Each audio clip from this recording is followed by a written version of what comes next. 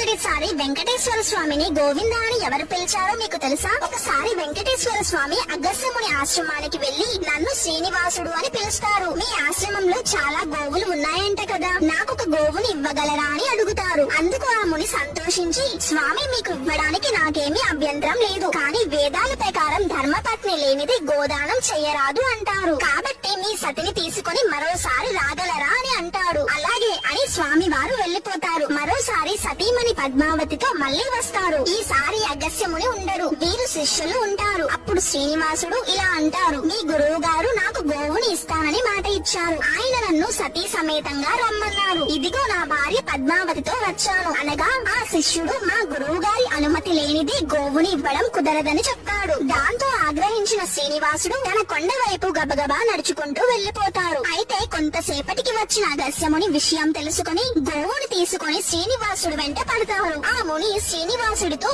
స్వామి గోవిందా గోవిందా అంటారు. గోవు అంటే ఆవు, ఇందా అంటే ఇదిగో అని అర్థం. అప్పటి నుంచి శ్రీనివాసుడిని గోవిందా గోవిందా అని పిలుస్తున్నారు.